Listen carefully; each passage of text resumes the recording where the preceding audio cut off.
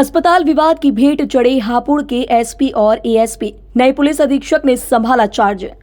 दरअसल पूरा मामला यूपी के हापुड़ जिले के पिलखुवा स्थित रामा मेडिकल कॉलेज का है, जहां बिजनौर के चांदपुर निवासी एक महिला भर्ती थी, जिसके पुत्र जावेद ने डायल 112 पर शिकायत करते हुए कहा था कि अस्पताल प्रबंधन इलाज में लापरवाही बरत रहा है और शिकायत करने पर उनके साथ बदसलूकी भी की जा रही है। जिसके बाद डायल 112 पुलिस हॉस्पिटल पहुंची थी। आरोप है कि अस्पताल के स्टाफ ने पुलिसकर्मियों के साथ भी अभद्रता की। इसकी सूचना मिलते ही एएसपी राजकुमार अग्रवाल समेत भारी पुलिस बल अस्पताल में पहुंचा, जिसके बाद मामले ने तूल पकड़ लिया। हालांकि बाद में पुलिस बैकफुट पर भी आ गई थी और मामले में दोनों पक्षों में समझौता कराने के बाद एएसपी वापस लौट आए। वहीं अस्पताल परिसर को छावनी बनाए जाने की सूचना कॉलेज स्टाफ ने डायरेक्टर को दी थी। कॉलेज डायरेक्टर ने लखनऊ में बैठे अपने आला अधिकारियों को फोन कर दिया, जिसके बाद मामले का लखनऊ से संज्ञान लिया गया और मामले की जांच के लिए आईजी नाचिकेता झा पिलखुवा स्थित अस्पताल पहुंच गए। यहां अस्पताल के अधिकारियों से उन्होंने पूरी रिपोर्ट ली और इसके बाद लखनऊ के अधिकारियों को ब्रीफ किया, जिसके बाद हापुड़ के एसपी और एएसपी अस्पताल विवाद की भेंट चढ़ गए। देर रात दोनों का स्थानांतरण कर दिया गया। उनके स्थान पर मंगलवार सुबह नए एसपी ज्ञानंजय सिंह ने चार्ज संभाल लिया, जबकि एएसपी के स्थान पर विनीत भटनागर को तैयार किया गया है। मामला एक अस्पताल से जुड़ा होने के कारण चर्चाओं में भी बना हुआ है। सूत्रों की माने तो पिलखुवा के रामा अस्पताल में हुए पूरे प्रकरण की जानकारी जिले के अधिकारियों ने उच्च अधिकारियों को नहीं दी थी। मेरठ में बैठे अधिकारियों से जब लखनऊ से जवाब तलब किया गया तो उन्होंने इस प्रकरण के संबंध में अनभिज्ञता जताई। हापुड़ से सचिन सिंह की रिपोर्ट। रामा हॉस्पिटल में लाया था तो मम्मी को दिखाया मैंने यहाँ पर, तो मम्मी के गांठ बताई थी, उसके लिए ऑपरेशन बताया था। तो मैंने मम्मी का ऑपरेशन के लिए एग्री हुआ और मम्मी का ऑपरेशन 1 तारीख को हो चुका था और 1 तारीख से आज तक की रिपोर्ट है कि ब्लड रुक नहीं रहा उनका। और हमने डॉक्टर से मालूम किया तो डॉक्टर ने हमें आनाकानी बताई कि रुक जाएगा, नहीं रुकेगा, कुछ चीज़ ये हो रही है, फिर गांठ पूरी नहीं निकली, दुनिया भर की बातें बताई। फिर जब मैं परेशान ज़्यादा हो गया, ब्लीडिंग नहीं रुक रही, खून चढ़ाव जा रहा हूँ मैं मम्मी को और ब्लीडिंग रुक नहीं रही थी, तो उस दौरान मैंने मम्मी को अपनी दोबारा से उनसे कहा कि सर क्या दिक्कत है, तो ये नहीं बता रहे थे मुझे। बोलिए सर फिर मैंने उनसे कैसमरी मांगी है, कैसमरी इन्होंने मुझे इनकार कर दिया कि कैसमरी नहीं देंगे हम तुम्हें। फिर मैं थोड़ा सा इनको टाइट हुआ तो इन्होंने मेरे को कैसमरी के लिए एग्री हो गए और कैसमरी मेरे को गलत बना के दे दी, जिसमें कैसमरी में लिखा था कि पेशेंट जो आया है मेरे पास वो खून बहता हुआ आया था, जबकि मेरी मम्मी का ऑपरेशन ही यहाँ पर हुआ था। फिर उसके बाद इन्होंने बोला मेरे को आनाकानी करने ले। फिर मैंने 112 पे कॉल की, 112 मेरे पास आई है, उनको मैंने अपनी कंडीशन बताई तो वे नीचे गार्ड था, उनसे उन्होंने कंफर्म किया कि ये का इंचार्ज कौन है। तो इंचार्ज उन्होंने गार्ड ने बताया कि 3rd फ्लोर पर बैठता है। 3rd फ्लोर पर जाने के बाद दरोगा ने उनसे मालूम किया कि यहाँ का इंचार्ज कौन है, तो उन्होंने बताया कि इनका यहाँ का इंचार्ज ये है। पूछा कि जुबैदा पेशेंट आपके पास है, तो उन्होंने बोला कि हाँ है। कि सर क्या दिक्कत है इनको, तो बोला वहाँ का इंचार्ज कि तुम कौन होते हो, क्या कर लोगे तुम।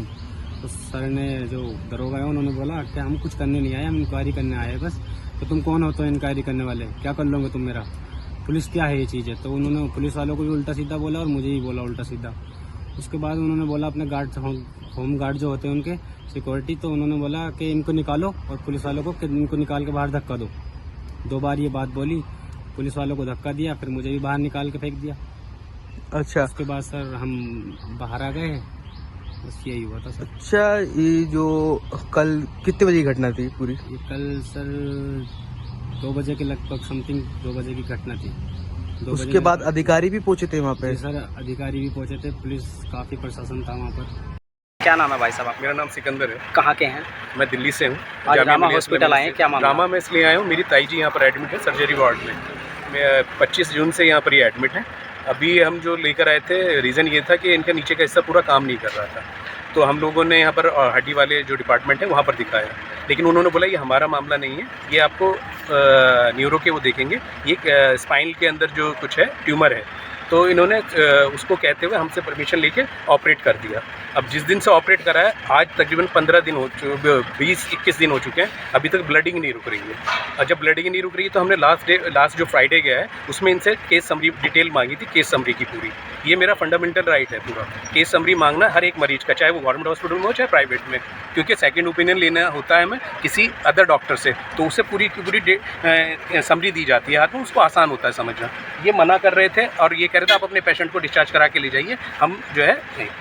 इसका मतलब इन्होंने केस बिगाड़ा हुआ है और ये हमसे ब्लड कह रहे थे, हम ब्लड यूनिट हम दे रहे हैं, लगातार दे रहे हैं। 6 यूनिट के लिए हम कल भी आए थे, आज जो है इन्होंने फिर नहीं दी तो हमने हाथ जोड़ के बड़ी इनसे रिक्वेस्ट करी। ये डॉक्टर दीपक लोहिया हैं, उनके अंडर में ये केस है, तो उन्होंने कहा कि आपसे जो करा जाए वो कर लीजिए। तो हम तो एक आम नागरिक हैं, आम नागरिक तो सिर्फ एक कानून के सहारे जिंदा है इस देश में, क्योंकि ये कानून जब तक है, जब तक हम लोग जैसे गरीब इनके कानून के सहारे इन जैसे बदतमीज़ या इन जैसे लोगों से लड़ सकते हैं। तो कानून ने एक्शन लिया है और उनके साथ भी इन्होंने मिसबिहेव करा है। अब जो भी लीगल की कार्रवाई है वो होगी, लेकिन मेरा तो ये है कि मेरे पेशेंट को यहाँ से जैसे मैं लाया हूँ उस स्थिति में तो कम से कम ये पहुँचा दें और मैं यहाँ से लेके जाऊँ डिस्चार्ज करा। अब मैं इस स्थिति में नहीं हूँ कि मतलब ये यहाँ से रेफ़र लेके चले जाएंगे। मैं कहाँ के या तो ये रेफ़र में ये लिखें कि इस कारणवश ये जो ये चीज़ हो चुकी है, बस। प्रशासन आया है, क्या प्रशासन रहा है? प्रशासन तो अब आया है, बात कर रहा है। जो यहाँ के GM है डॉक्टर ये आहलूवालिया जी, उनसे बात करिए। अब जो यहाँ के चेयरपर्सन है उनके रूम में भी वो बैठे हैं, वो बात कर रहे हैं। क्या कारण रहा जिससे पुलिस बुलानी पड़ी? वो इस वजह से ना कि आप एक डिटेल समरी मांग रहे हैं, आप जो है केस समरी मांगना। तो मरीज का क्या नाम है आपके? जुबैदा। उनके पति का नाम क्या है? वो लेट है, लेकिन उनका बेटे का नाम जावेद है और ये चांदपुर बिजनौर से ताल्लुक़ है। फैमिली में कौन कौन है? फैमिली में 4 बेटे हैं, एक बेटा आउट ऑफ इंडिया है, बाकी 3 बेटे हैं। इसका ये सिर्फ ये जो बेटा है छोटा, यही हमारा जो भाई यही लगा हुआ है, बाकी कोई इसके साथ नहीं लगा हुआ है। बाकी जो खड़े हैं, लेकिन क्या है मेन ये तो इलाज जो हो रहा 4 महीने से इलाज जो हो रहा था वो आयुष्मान से हो रहा था या ऐसे ही? नहीं, आयुष्मान से हो रहा था। और इन्होंने आयुष्मान के बाद जो है ऐसा करा कि उसको जो है फ्राइडे वाले दिन डिस्चार्ज भी दिखा दिया। और अभी हमने जो केस समरी मांगी उसमें क्या है, डिस्चार्ज हो गया, पहले से ही खून निकल रहा है डिस्चार्ज। जब ये दोबारा जो आए, अगर हम यहाँ से डिस्चार्ज होंगे तो यहाँ से हमें बाहर घर के लिए जाना पड़ेगा ना, या स्थिति घर बीच में ख़राब होगी तो फिर दोबारा आएंगे। तो ये डिस्चार्ज के लिए यहाँ से तो निकले, यहाँ सब कैमरा, तो ये कैसे हो सकता पॉसिबल है कि डिस्चार्ज लेके मैं आ गया और हवा में फिर आ गया? इस तरीके की ये फेक बात है। ओके।